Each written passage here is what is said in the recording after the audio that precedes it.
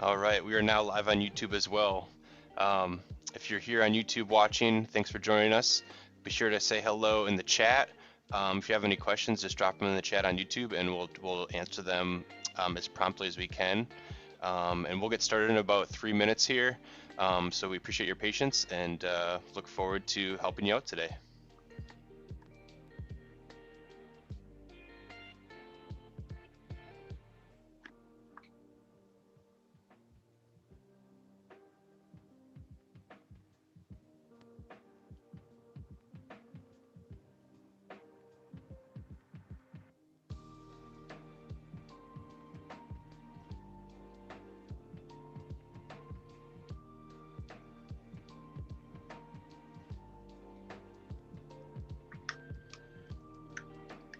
Just seeing some stuff in the chat here. Welcome Abraham from Kentucky. Good to have you. Luigi from Italy. That's awesome. As a Nintendo fan, I'm questioning if that's real, but I'll accept it. Hello, Jordan V from Cigna Health. Awesome to have you here. Amir from Montreal. Awesome.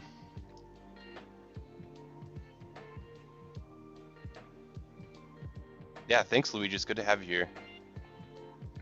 My apologies for the Nintendo joke, but hopefully we can help you out today.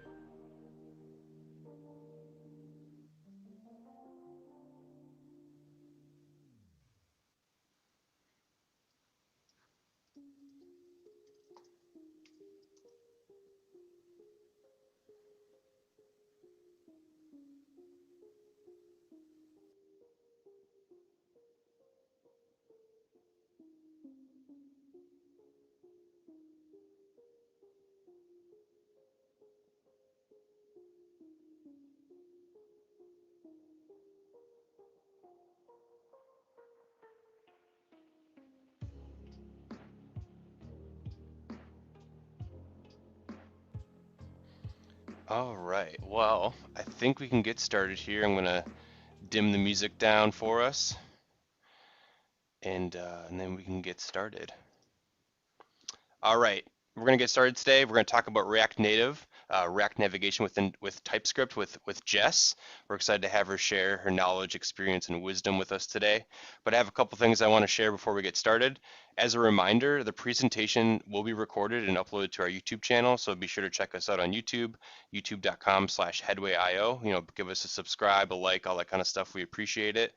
If you have a question today, if you're on Zoom, be sure to submit it in the Q&A panel. It helps us manage the questions better. If you throw it in the chat, we'll do our best to manage it there. And if you're watching on YouTube, be sure to throw it in the chat, and we'll catch it there as well. So thanks for joining us today. This event is hosted by Headway. We launch and grow new digital products with less risk, and we do that through business and product strategy, design, and software development. And we work with startups and corporations. So startups looking to launch new products, whether it's design, development, product strategy, launching new features, or launching a completely new product.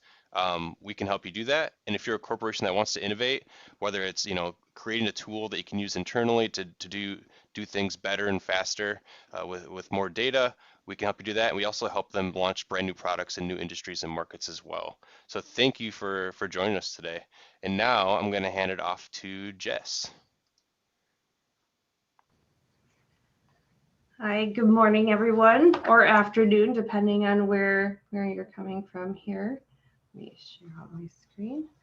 So I'm going to talk today about how to set up nested navigation in React Native using React Navigation Library and how to apply type checking to that navigation. So a little bit about me. My name is Jess Stodola. I'm a software developer at Headway. And today I'm going to go through the types of navigators, React navigation types, stack navigators and routing, tab navigators, and we'll get into some nested navigation and type checking with that as well. So If you're joining from YouTube, be sure to like and subscribe and stay up to date on future videos like this one. And if you're joining us from Zoom today, please be sure to connect with us on your favorite social network.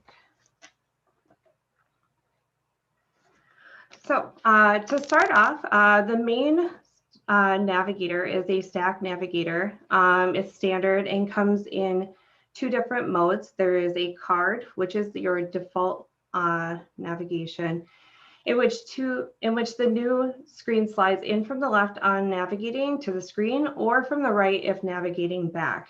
And then there's the modal, where the screen slides in from the bottom.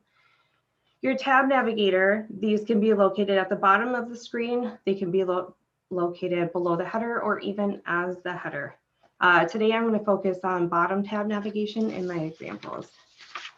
And then there's also drawer navigation, and this slides in from the left or the right if the user swipes in from the edges of the device. I'm not going to cover that today, but I will provide some examples in the GitHub repository. So why would you want to use TypeScript? Well, TypeScript, properly typing your navigation has the benefit of type ahead within your IDE and helps you to know if a route is directly accessible. So let me get into the code here. Let me escape. So I have a Hello World application. I spun this up using the Create React React Native app. You can follow the directions on how to spin up an application through the React Native documentation.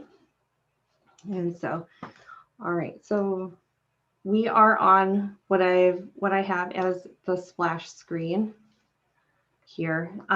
So within the navigation, you want to start by using the create stack navigator function provided by React Navigation Library and assigning it to a variable. We want to create a new stack navigator for each stack that we create, because when a component is defined on render, each time state is updated, it re-renders and the state is destroyed and recreated. And this can cause some unexpected behavior. So you want to make sure that anytime you're creating a new stack navigator.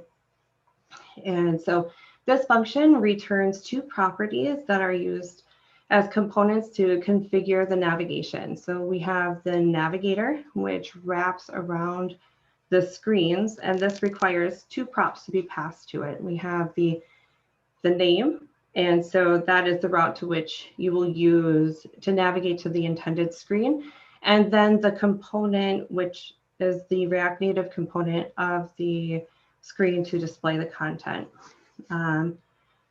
So on this, you will also want to wrap your app in this navigation container.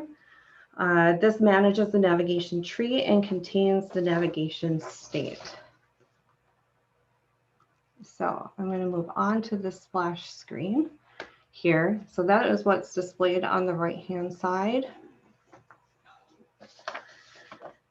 And so you'll notice within the type declaration that I have at the top, we'll want to pass this navigation prop in, and this is what is passed in from that navigation container at the top for us to be able to use within our component. And we would just, navigation.navigate and then pass the name of the route that you want to navigate to. The stack navigation prop above, this takes two generics, a param list for the navigator and the name of the current route. So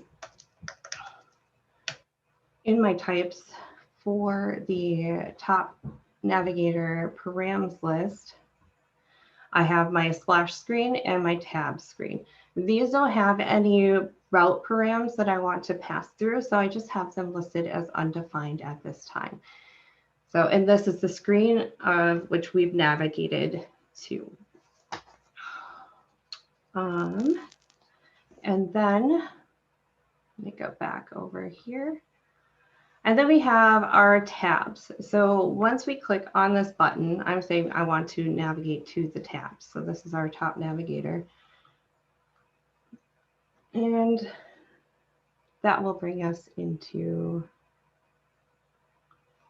our tab navigation. If anybody is having difficulty seeing or reading what's on the screen, please let us know, and I'll make sure to bump up the size of the text. All right, so I have a number of navigators created here. We have our home, our boats, our terminology, and our settings tabs. And those are listed here. You will notice that the home navigator our home has a home navigator. And the reason for this is within this home screen, I've provided a link to a profile, which is this icon up here. And so this is our normal behavior within navigation where it slides in from the left. And then on the profile screen, also here, sorry. We have the navigate to profile. And we have our stack navigation props and our params list. And with this being home screen, that is the string that we're going to provide to it. And within the profile screen, we have that navigation prop that's been passed down. And to go back, we can just, here, navigation.go back. I've applied that to this button here. So this is our standard navigation to go back and forth. Let me make sure. Hey, Jess, we did have a request if you could scale the text a little bit. Okay. I can give it a.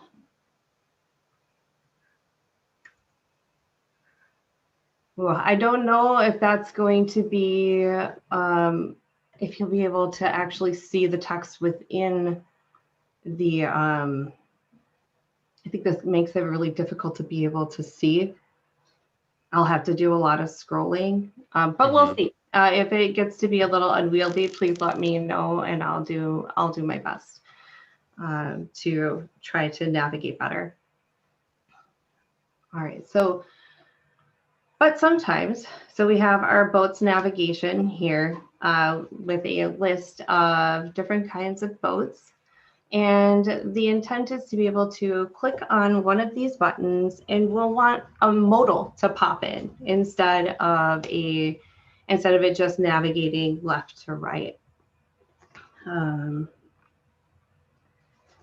just make sure. So in order to do that, when we have a modal pop up, we don't really want it to pop up behind this tab navigation. We want it to display over top, because if they've clicked on it, we don't want them to just be able to select another tab and navigate away from that modal. We want it to come in directly over top of those, that tab navigator. For example, like this, how it slides in from the bottom and the go back goes back down. Well, in order to do that, we actually need to define that at the top level stack. In that main navigator. So I'll come back to that. One just moment here. So what I've done is I've moved those the splash and the tab into a main navigator, and then I've defined out another modal navigator. The modal navigator is going to be any routes that we have defined within that we want to have like a modal functionality. And then the main is going to be our splash screen and our tabs.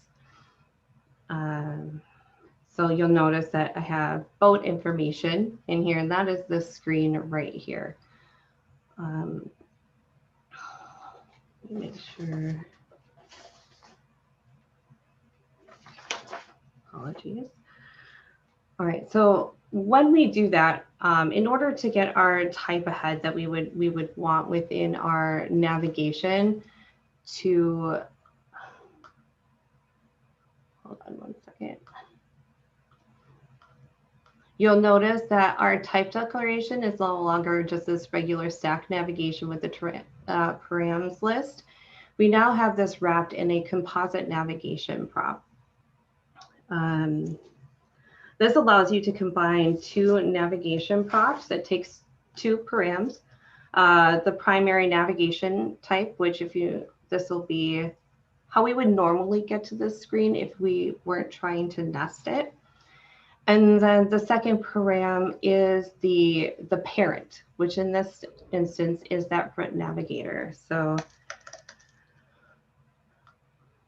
and that is our main and our modal, which this lives within the main navigator. And we could even, if I wanted to, try to pass it. And you'll notice it'll automatically bring up the options that I have. So I could add this if I wanted to. And the nice thing about this one is it will bring up the list. I could go to boats, home, profile, or settings, or terminology. So, and we are in boats, so let me put that back.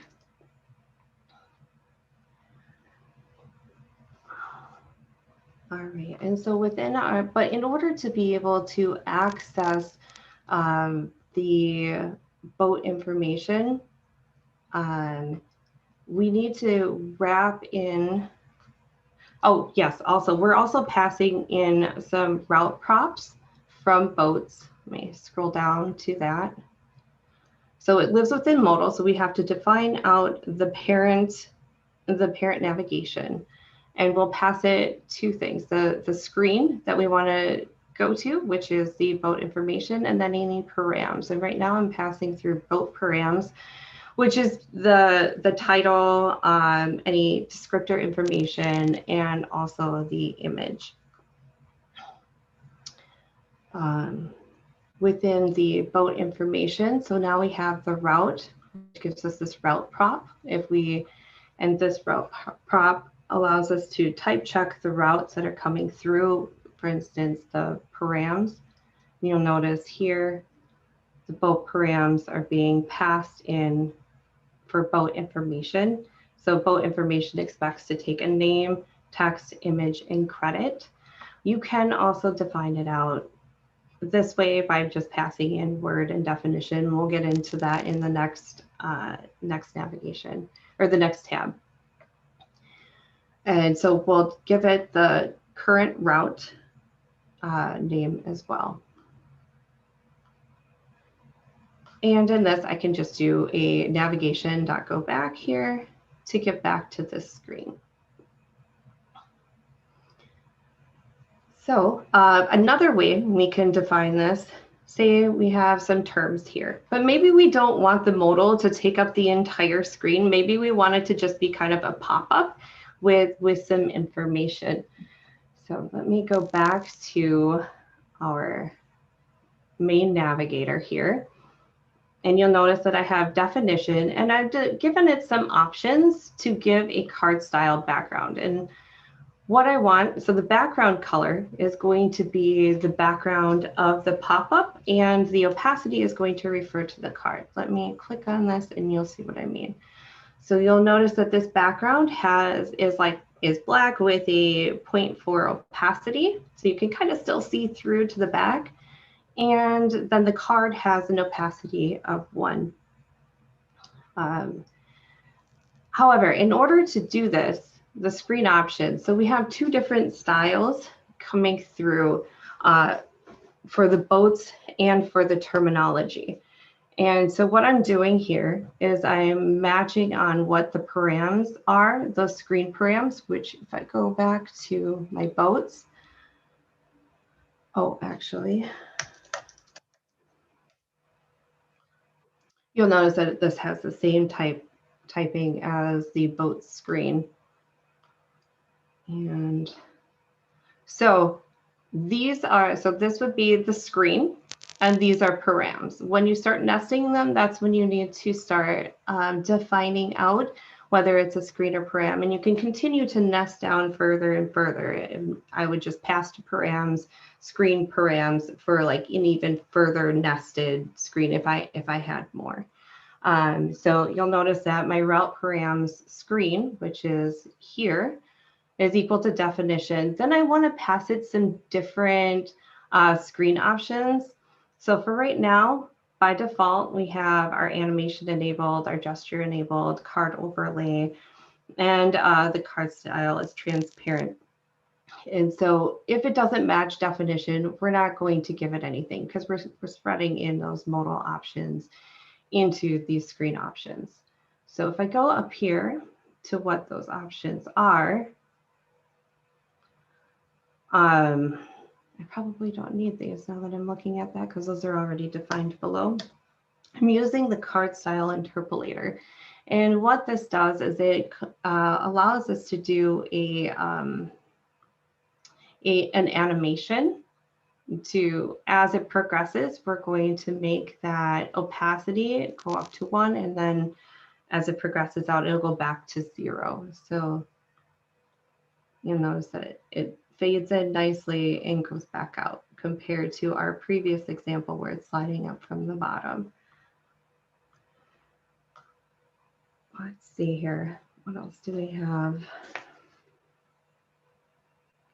Oh, and then one more type that I want to talk about, which I didn't quite get to. So in order to access the navigation when it's nested, we have to use this navigator screen params and wrap that list in it. So our main has to be wrapped in this navigator screen params. If I were to remove this, you'll notice that in my navigator, this is now undefined. It doesn't know what screen is because it no longer has this type associated with it. And if you'll notice, I have this type associated with my create stack navigator, so it knows exactly what params list it should expect. However, without wrapping it in that navigator screen params, it doesn't know that it has nesting. So we need to make sure to wrap that. And I think that's everything.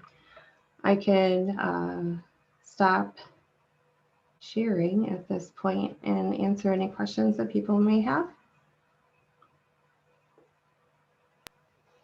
Awesome. Thanks, Jess. We appreciate it. Yeah, if anyone has any questions from any part of her presentation, now is the time to ask. You can throw them in the Q&A or in the chat and ask away.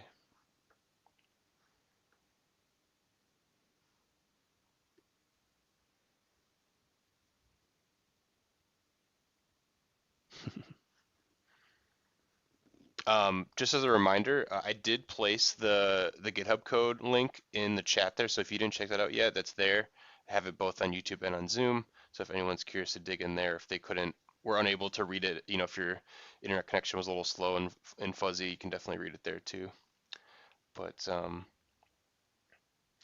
Jess, maybe share your experience like getting to know like the navigation and just your experience of like kind of like failing to through it. Like what were kind of some of the things that you found were common mistakes that you were making, and how did you fix them? Yeah, one of the mistakes that I was making is that I wasn't creating a new stack navigator for each navigation object that I had, or not object, sorry, for each navigator that I had. And so that was causing some unexpected re-renders. We couldn't figure out what was going on initially and why certain things kept re-rendering they shouldn't have.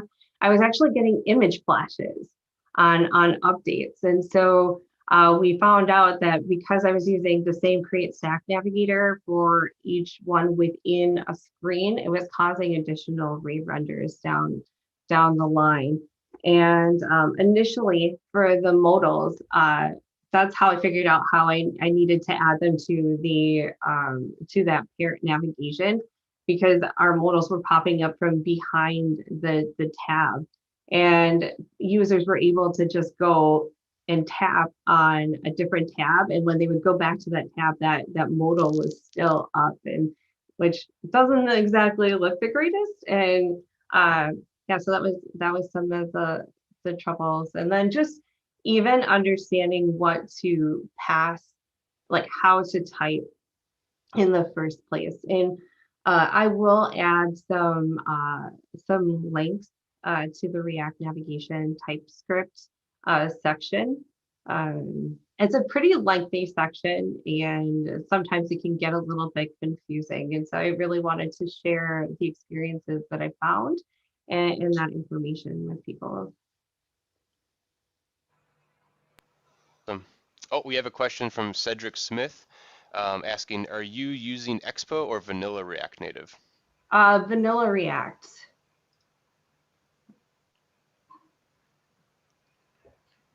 I have used Expo, but I believe it would still work the same way. I think just how you initially set up the project to begin with differs. Mm-hmm. Got it. We have a couple questions on YouTube.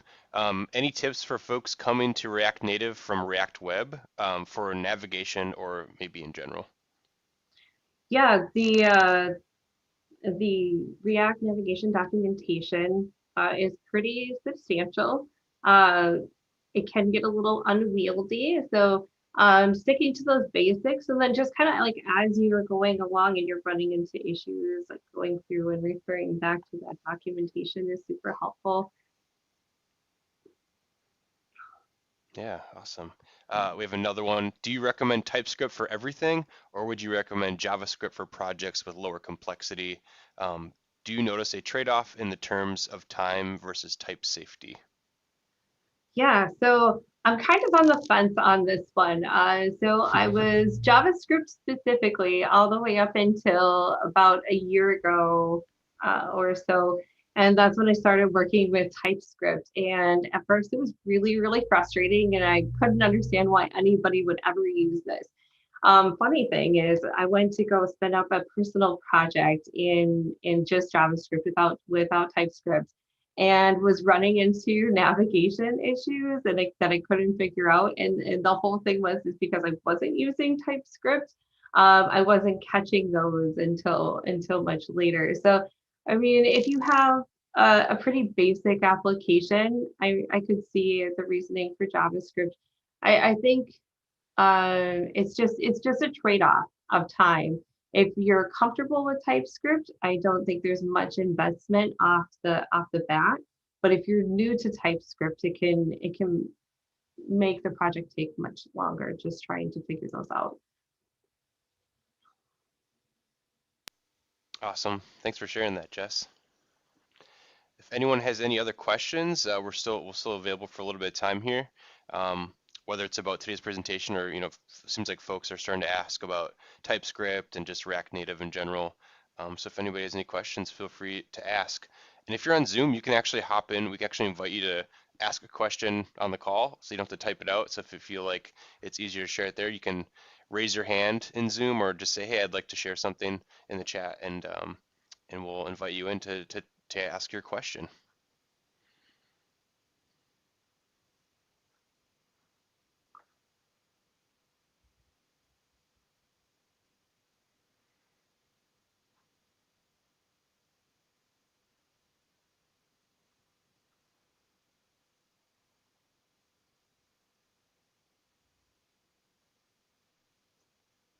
Here we go. Got one from YouTube. How long do you think it would take to learn React Native if you already know React? Oh, I actually don't think it would take much time. Okay, so React Native uses a lot of the same component libraries as React does. There are some differences with using Vue instead of, oh goodness, it's been a while, but wrapping things in views instead. So there's a couple of nuances and a couple of differences. However, it still has hooks. It's still, you still pass in your parameters all the same. Um, the documentation for React Native is set up very similarly to React. I think the main difference is just making sure that you're updating your pod list with for iOS and Android libraries and stuff. So making sure that iOS and Android have all those specific things. There are times that you have to move into the native code in order to get a library to work. But generally, the libraries have that defined out in their README documentation. Awesome. Are there any resources that you think are helpful, like for any of these previous questions that you found were really helpful to you, besides from the documentation? Were there, maybe any, blog articles or something, or other things that you follow, or that you feel like you get a lot of great information from? Yeah, so I do subscribe to a couple of newsletters and like TypeScript Weekly and React Status. They have a number of really good articles in there that can be helpful to learn about what's coming up as far as what's new, what could cause breaking changes. And yeah, they've been really helpful for me. Awesome. You said TypeScript Weekly and React Status. Yeah. I'm just adding the links there in the chat so people can get to them. Awesome.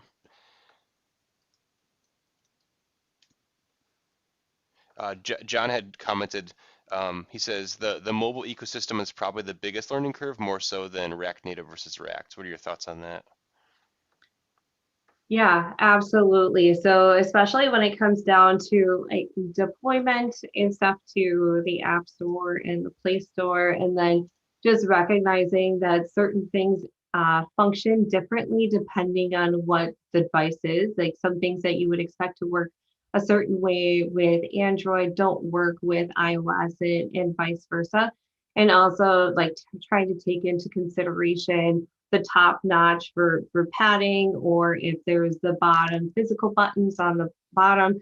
So what we've learned is that when we're estimating on time for work, that we need to definitely pad that time for testing between multiple different types of devices, because it definitely takes a lot longer to test things out than it would from a regular web browser.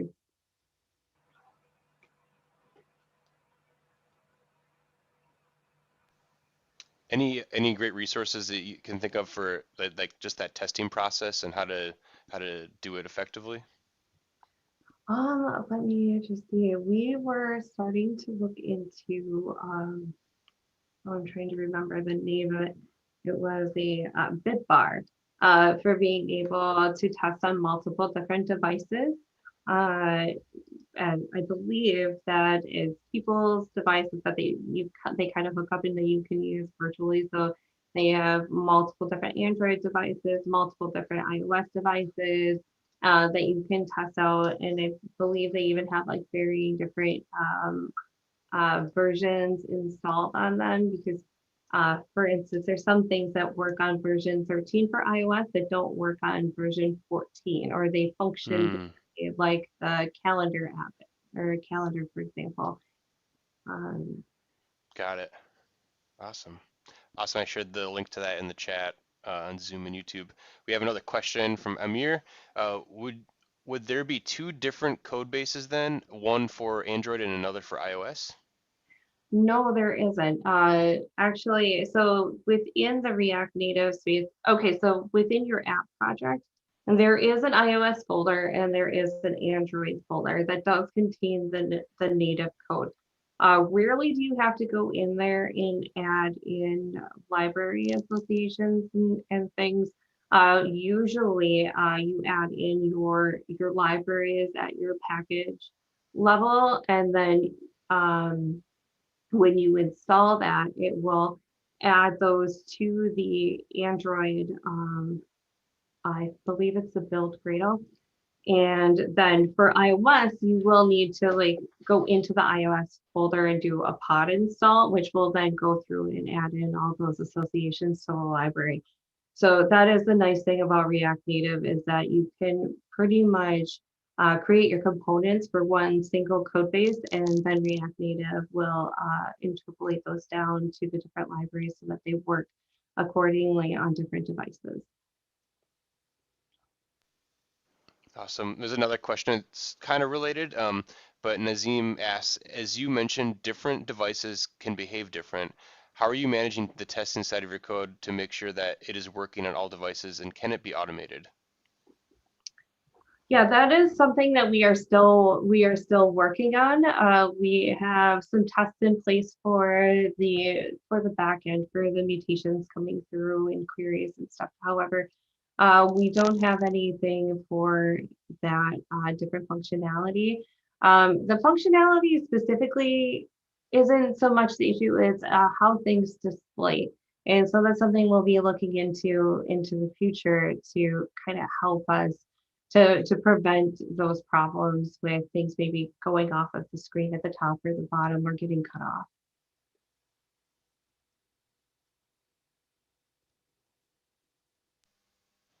Awesome. Thanks for sharing that, Jess. All right. Do you see John's comment in the chat there? He asks or shares, Microsoft's code push is also useful for improving the testing experience. Developers can do a code push with new features for internal testing. Um, internal te lost my for internal testing much faster than releasing through TestFlight and the Play Store. You can use it for end users as well, but we found the feedback cycle of testing with code push more beneficial than the end user facing part so far. Sorry, the text was so small I lost my line that I was at in the comment there, so my apologies. But yeah.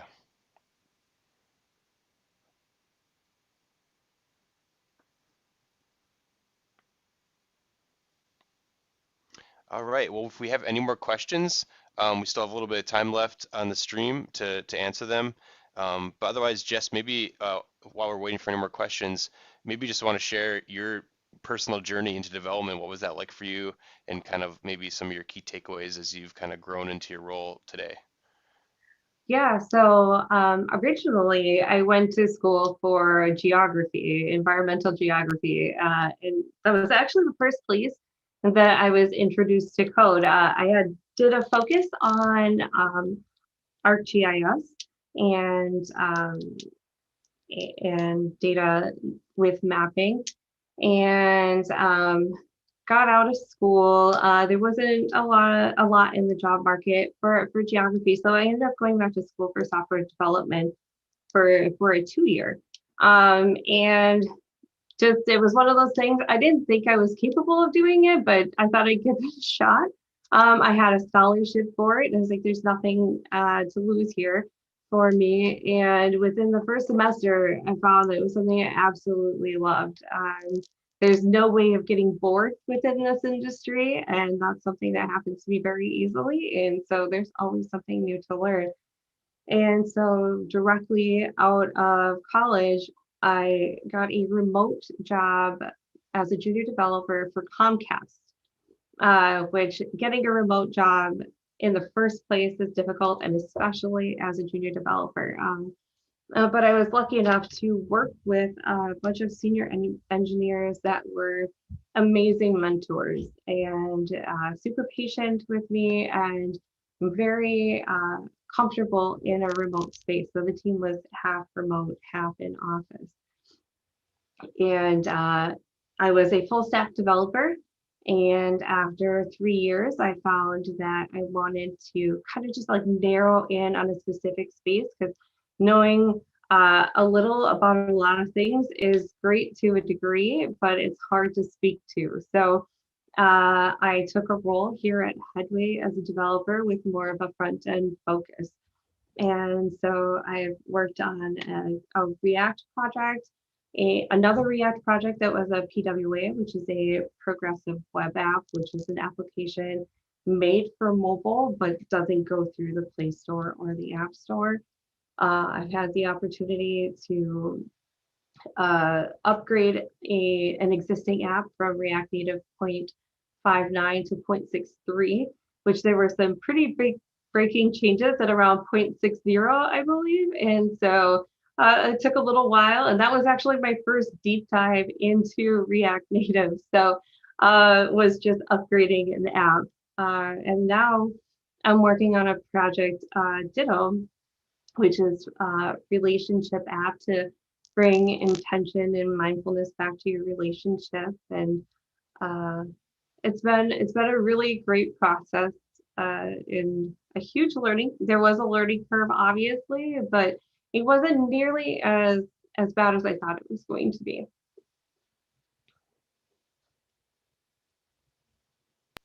Awesome. Thanks for sharing that. Actually, I'm going to drop because we actually have an event all about the Ditto project coming up next week, and I'm going to share that in the chat here. So if anyone wants to check it out, it's all about taking the initial idea of Ditto, and like talking to customers, creating like really low fidelity prototypes, and understanding like is this something people would actually use. So really exciting stuff. So hopefully, if you want to check that out, and you can join us next week on the stream as well and ask questions, and as Clint and Ryan kind of unpack the process for that whole project, it'll be really cool to see kind of like a live case study, which is really cool. Oh, we have another question from Amir. As a junior developer, how did you find your initial tech stack? It was kind of given to me. So my initial tech stack was actually in Elixir, but that project didn't come through to full fruition. So I was put on another project with React, uh, GraphQL, Node, Lua, and Python. So it was a pretty big variety with a Postgres database. So that's what I initially learned in, and it was a great experience to be able to have so many different languages to work in right off the bat.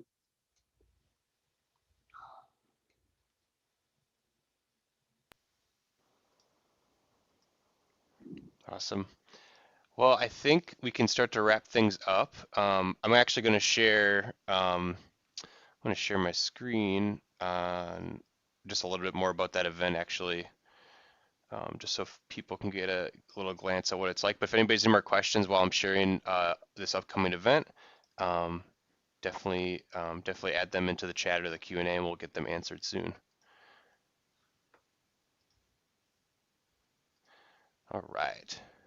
So if you head to our website, headway.io, or I dropped the link in the chat as well, and go to our events, this is the event that's coming up next week. So it's from idea to venture launch, prototypes, and feedback loops.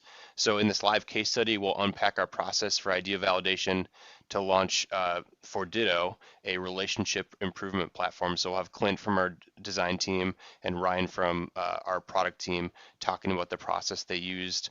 You can kind of see this little time lapse here, like that Clint made of just kind of the design parts of the project and how they kind of brought it to life. There's definitely a lot of parts of the process.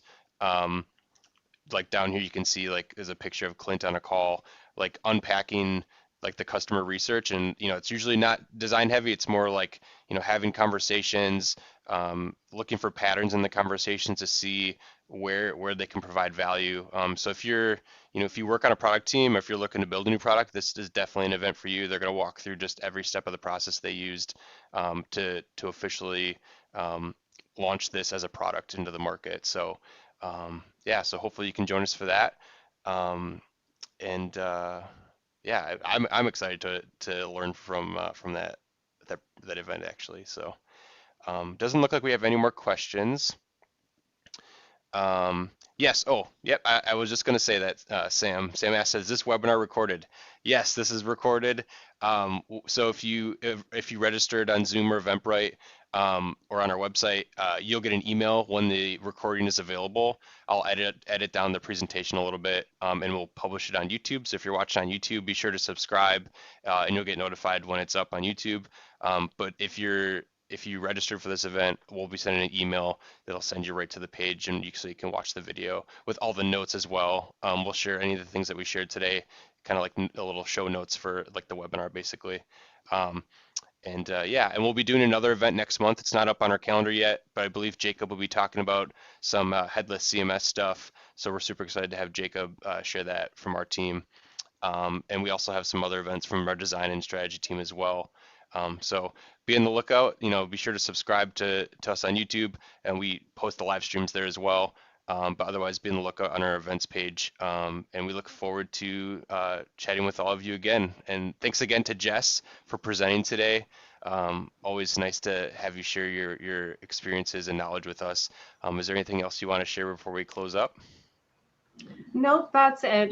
Just as a reminder, the code is up on GitHub. I believe Jacob will be posting that link along with some of the details, and so I'll make sure that there's some good README notes added to that later on this afternoon. Awesome. Thanks, Jess. Thanks, everybody. Take care.